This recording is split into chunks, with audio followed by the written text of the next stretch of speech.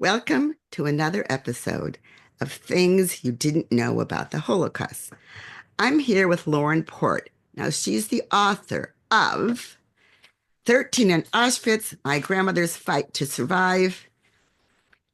But we're going to start with her grandmother's father's story of how he helped rescue Jews in the beginning. And so, Lauren, just put us in the picture. Where are we? What country, etc. The before the story war? takes this the story where my family originated was in Frankfurt, Germany. They were there before the war. And before that, the family originated partly in Frankfurt, Germany, and partly in Czechoslovakia by Pilsen. Pilsen, the beer, in case anyone's interested. And I've been there for 2 hours once. So, anyway, I'm reading a book now called When Time Ran Out, and clearly it's about German Jews. So, when did your great grandfather have any feelings that this was not going to go so well for his family? So the information that I know is all from the stories that my grandmother told me. And so she had very little information from her father because it was all very secretive. But but what I know is that her father um, was involved with some other people trying to figure out what to do when things in Nazi Germany were getting worse and worse and worse. So there was a lot of opinion of, do we stay? Do we go? How do we help people out? And he was a young man with two children, my grandmother and her little brother.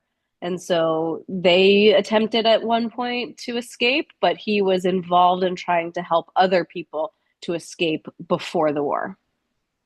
So I don't know when in the timeline his thinking on that happened, but it was the late 30s, like 39, 38, 39, and then 40, 41, and 42, I would say. So, was he arrested on Kristallnacht? No, he was not. Did they come for him and he wasn't there? Not that I'm aware of. So on Kristallnacht, what I learned is that the family's synagogue in Frankfurt was burned down, and they were inside their apartment, safe but hiding on that night. And then the next day, they went out and they saw all of the destruction. But my great grandfather was not arrested that day. So then, how did your family get picked up?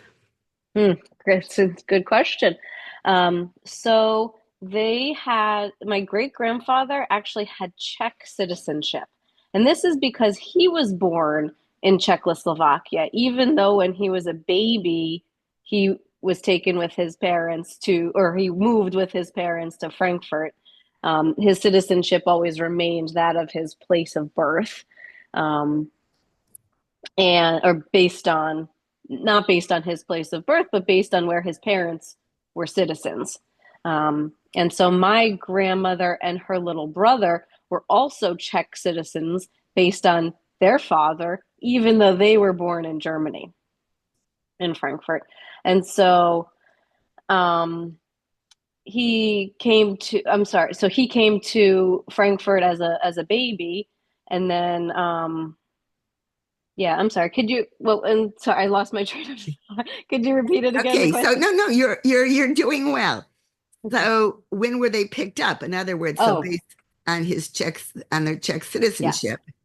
Yes. So Czech citizens in Nazi Germany were temporarily protected um, because of some arrangements between the head of the Czech government with someone named Father Tiso with Hitler. And so they were actually protected as Czech citizens and not deported when most of the German Jews were deported.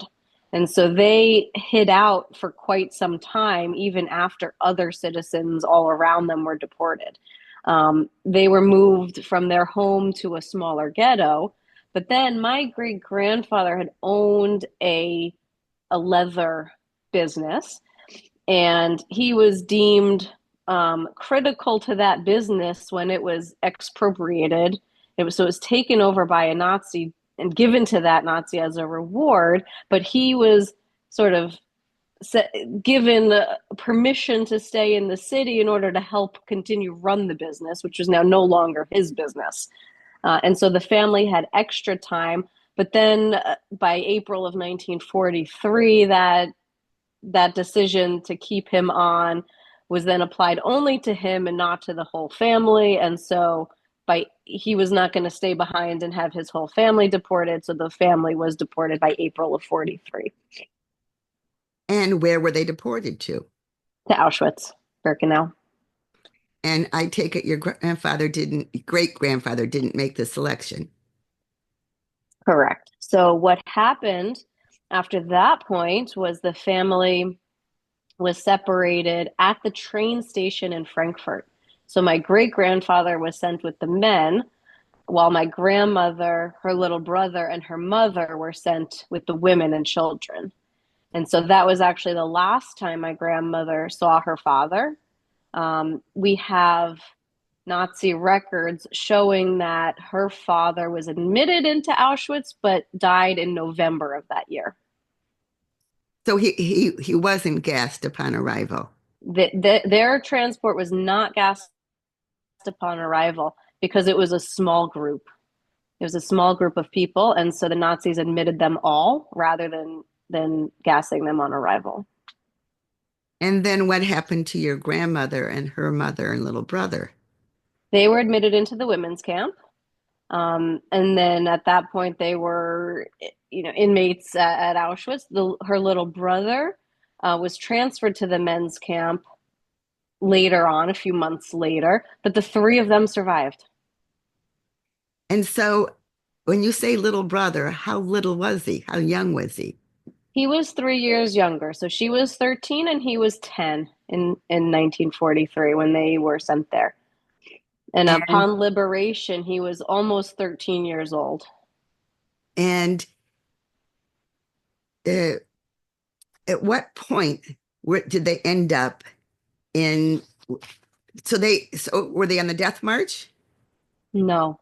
So her little brother was, but aside, her little brother was in Auschwitz-Birkenau, and then he was on the death march, went to several camps, and ended up actually at Mauthausen when he was liberated. But my grandmother and her mother were together the entire time, which is almost unheard of. And I personally think that that's how they survived because they were together, gave each other comfort and a will to get through it since they were together. And so they were in Auschwitz until November of 1944. And at that point, there were rumors of the Soviets starting to approach, but it was before the death march, which was in January 45. And there were rumors that the German war effort needed assistance, so they needed more slave labor in Germany. So they were actually sent by train in November of 44 from Auschwitz to Ravensbrück, which was a different concentration camp in northern Germany, in order to make parts for the German war effort. They made bullets and things like that And it as was slave laborers. and it was considered a women's camp, right? It was a women's camp. Mm-hmm. Yes. So, and it was also a political camp for like French prisoners of war, not French political prisoners, meaning not French army prisoners, but Mm-hmm. I seem to recall that there were some important French political people in the camp also. Yes, she said, my grandmother told me about that by the time she and her mother were in Ravensbrück, it started off as they were with um, other people who had been in camps in Poland who were now being used as slave labor in Germany. And so she didn't really see a lot of the other prisoners or really know about them or why anybody was there. And she said, as time went on, and especially by January of 45, when the death march happened and people were taken to the West, that the population of the camp doubled, tripled, quadrupled with former prisoner or with prisoners who were formerly in Poland. And then typhus broke out even, right? Correct? Typhoid and typhoid. I mean, the overcrowding must have been horrendous. It was already horrendous, but it was doubly horrendous, triply. Yeah. I don't know a specific story about typhus in Ravensbrück. I'm sure that's the case. I know my grandmother spoke about typhus in Auschwitz, and she had typhus in Auschwitz at least once. And she had typhus after the war, even after liberation. There's a gap in her memory from right after liberation until a couple months later, from like May or so, and April, May until the fall, because she was hospitalized after liberation for typhus. And in Sweden or in Germany? That was in Germany. They were liberated after they were sent on a death march out of Ravensbrück and the subcamp called Malkov, and they were marching for about a week. And then the liberating armies were there, and they were actually in the either the American or the British side of West Germany. So that's where they were. She was hospitalized. So, did you know growing up that your grandmother was a Holocaust survivor, or did the family hide it from you? Yes. No, it was very, very open, very well known. I was allowed to ask questions. My grandmother spoke very openly about it. She wouldn't necessarily bring it up, but the minute I brought it up, she was an open book. And you said her brother also survived Yes. separately. So, did he speak about it too? He was less vocal, but he spoke again when asked, he would open up and tell us about it. My grandmother was more comfortable talking to big audiences, schools, synagogues, anybody, you name it. She came to my middle school and spoke. Her brother was not as vocal. I think he was very happy to tell family, but that it was limited to family. But I also learned his story from him. And what did you come out of this as a child feeling? Was your grandmother bitter? Was she understanding about what had happened? I mean, she lived in Germany. What did she Hmm. think? I think part of she was a bit stoic. She didn't really. I don't think I ever really saw her cry or get emotional or anything until later, until she was much older, until she was getting sick, closer to her death. Um, she, I think, had this attitude of the past is the past. Let's move on. Let's live life. I want to continue my traditions. We had dinner every Friday at her house, and she would do the Jewish traditions, and she would talk to us if when we asked questions about the past. But I think she wanted to largely to move on, and I think to enjoy us grandchildren as a normal grandparent would. For me as a child, I think I thought it was special. I think I thought having a grandparent with this experience was, I don't want to say cool, but unique. Um, and I think I knew that it was important. I think I knew it was an important historic event. And I think, my parents and aunts and uncles said, ask your questions, get the information from her, go ahead. They didn't know, nobody held back. I think there was some hesitance that we had on asking her about her father's death, because that was, I think, the part that was absolutely hardest for her to talk about, because probably it did elicit so much emotional response. But she could talk about the conditions in Auschwitz. She could talk about the food and the barracks and things openly with us. So I knew how horrific it was, even as a child, but it didn't scare me. I think it made me appreciate, what she had been through. So 13 in Auschwitz is, well, it's a provocative title, but it's also something very interesting in terms of whether did she work or not. Yes, she was considered an adult. So So so that's really interesting in terms of what work did she do? they did all the it was not it was nothing it was all work that was meant to dehumanize people. It wasn't work in the sense of we know it of here's your goal and your task and do something to accomplish a certain end or mean. Like it wasn't like the labor camp of later where they were making bullets or things like that. It was picking potatoes out of the ground, but half the time they were rocks. It was pushing a steamroller to flatten the roads, dig out this side of the road, put it to that side of the road, back and forth to try to make the road flat, and other things that were just meant to physically harm people. And late towards the a couple months in, once they had been there a while, she was assigned to work in what's called the Canada section of Auschwitz, and Yes. that was where the possessions that people brought into the camps were sorted, and then anything of value was sent back to Germany. So she worked there sorting the possessions. And also, as I understand it, in Canada, spelled with a K for those of us in English. Uh, Things were refurbished and sent back to Germany, but at the end of the war, there were warehouses of dispossessed items that had never been sent back.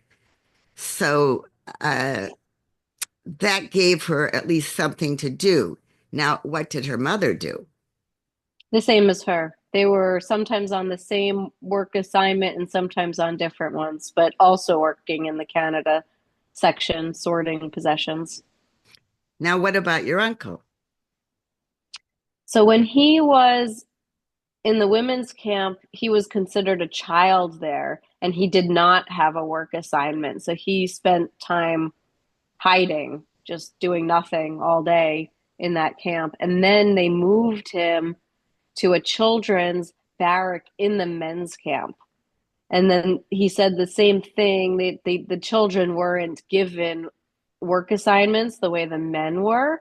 They were just they stayed in this barrack all day, and they had to do things like sweeping the floor, um, cleaning the toilet in that section, but not a technical work assignment there. Just but nothing to do all day long, just sitting and kind of waiting out the time.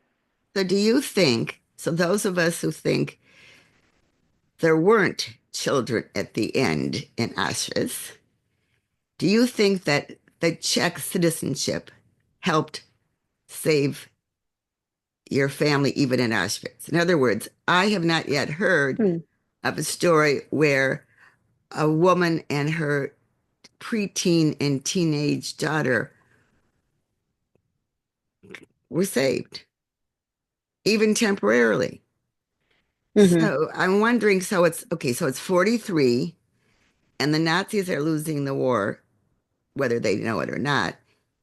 Do we know when in 43? So, okay, if you said it before, I didn't take it in. When did they get there exactly? Within. They were deported April 20th of 1943, Hitler's the birthday. same Hitler's birthday and the same day as the Warsaw Ghetto uprising, which was both the deportation of their family from Frankfurt was supposed to be a birthday present to make Frankfurt Judenrein, free of Jews, and the Warsaw Ghetto liquidation, which prompted the uprising, was meant as a birthday present for Hitler. Both of those things. So that was the same April 20th of 43. So they were in Auschwitz about a week later, about April 27th, 43 is when they arrived. And my mother and her grandmother were there until November of 44 in Auschwitz. In November of 44 is when they were sent to Ravensbrück and Malkov. And then they were liberated from there in April of 45. So they were in Auschwitz a very long time. I mean, most people did not survive more than a few months. So what do we attribute their survival? There's a lot of things we can get into, whether it's their Czech citizenship. That certainly delayed their deportation out of Frankfurt. So that is certainly could be considered one of the many reasons why they were able to survive. Yes, I was just reading that in the beginning, before the war started in September 1st, 1939, a Jew with, for example, in the book, a Latvian citizenship would not be subject to the same German deportations that Jews of of German nationalities were, which German counted Germany and Austria in this case, but uh, so I find this very interesting because I have maintained that the only children, okay, so you know that picture that's shown everywhere with children liberated from Auschwitz with their numbers. I'm sure you've seen it, right? Yes. So I I think that those children were the children that were in used for medical experiments who survived. Whether there were any children at that point of liberation is something that I have never heard. So again, your story ends, I mean, the Auschwitz part of it ends in November 44, which, by the way, there was a Sonderkommando uprising and they uh, destroyed part of a crematorium. So that's, or October. I always get the 2 months confused in terms of this story. So do you think there were children that were not experimented on that were left in Auschwitz till January? I believe so. My great uncle was in the children's barrack in the men's camp until the death march in January of 45. So whether other children were there through the liberation at Auschwitz and not sent out on the death march, No, so the death I march, don't know, so the but death march is within days mhm. of liberation of Auschwitz. So that is a very good But he answer. he was there. He was there until January 45, and he was with other children. I don't know their ages. I mean, he was 10 in 1943, and he was 12 in 1945. I think he was probably one among the youngest.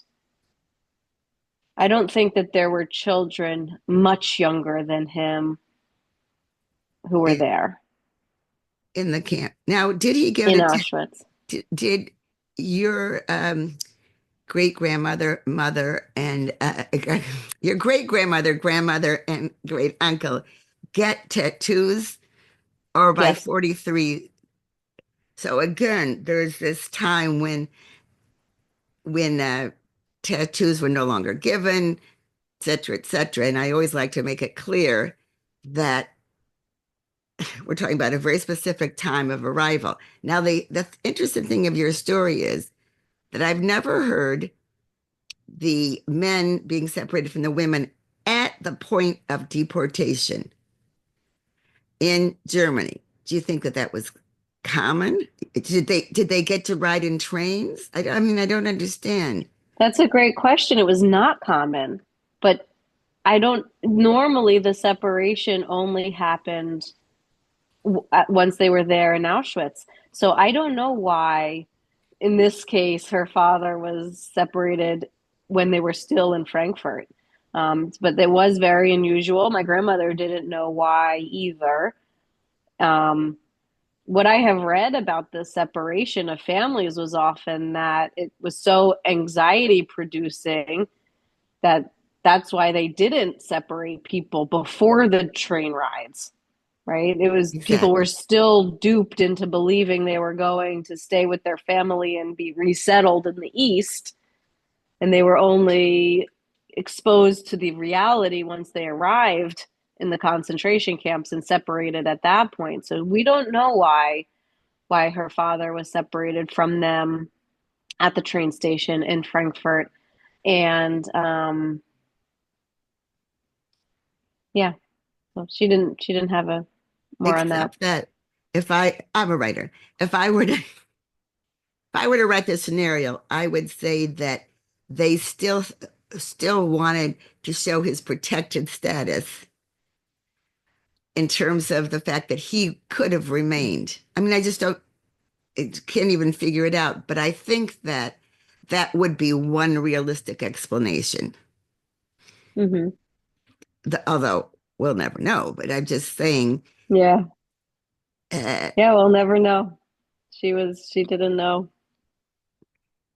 so, what made you write this book?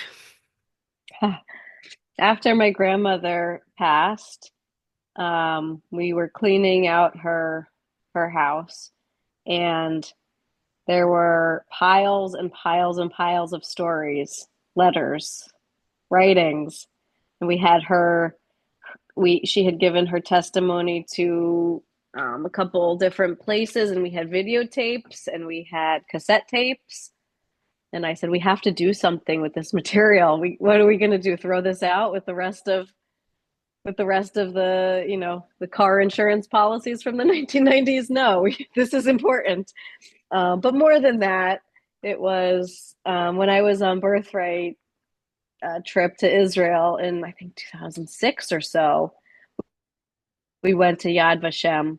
And I just said to somebody afterwards, like, oh, my grandmother was a survivor. Like, I learned some new things here, but, um, I could talk about a lot of this too. Like, it kind of what I saw confirmed of a lot of what I already know about, what the conditions were. And that person said to me, oh, you should write that down. And I said, yes, I think I should write that down. So it kind of was in the back of my head for a long time that I should write this down. But then once I had all of the material, I said, absolutely need to do this. But because it was kind of in my head that I needed to do this, I started asking my grandmother more questions before she died, When did she trying die? to fill in the gaps in 2006. So, Or is it no, no. 2006? 2009. I was going to say I'm sorry. you went on birthright in 2006. Yes. I was going to say, She oh, passed in 2009. so that you had a couple of years to ask these questions and get answers. And did she? I interviewed someone the other day who said her father, a survivor's, her father. I mean, she was the daughter of a survivor. Her father's story kept changing near the end, but I take it that your Mm. grandmother's stories didn't change that much.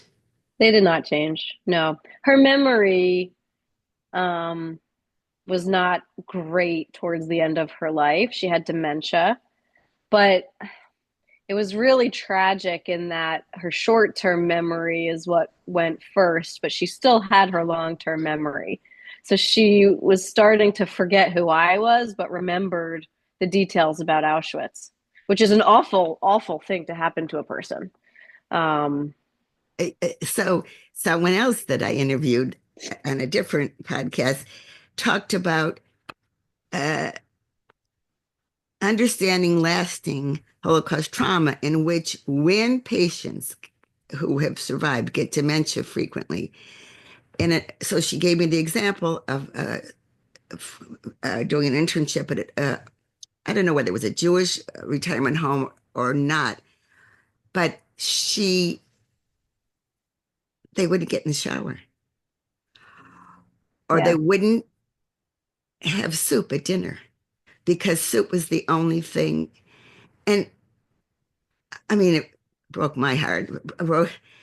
And she said it was such a fascinating lesson that she learned that you have to then have strategies to cope with this long-term trauma when they're demented. I mean, I don't mean it in a negative way. They have Hmm. dementia, right?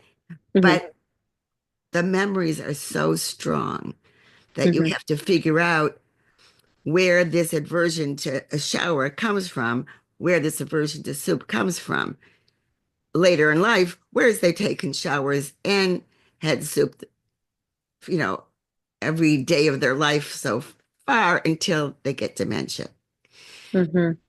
So I really, really feel for your grandmother in terms of having to relive those Thank you. horrifying memories. Yeah, for her, it was fear of doctors. That's The interesting. whole, the medical establishment, as we know it today, is do no harm. But that was not the medical establishment in Nazi Germany. It was, you know, kill off the weak and the lesser people who weren't considered human. And so she had a very deep-seated fear of doctors. So um, she'd feel sick and but absolutely refuse medical care. She didn't think that doctors were going to help her. She didn't think hospitals were a place that you go to get better. That's see, now that's really interesting too. And goes to a deep-seated fear of, and in Germany, they started the T4 program, euthanasia, of German citizens who were inferior in their eyes.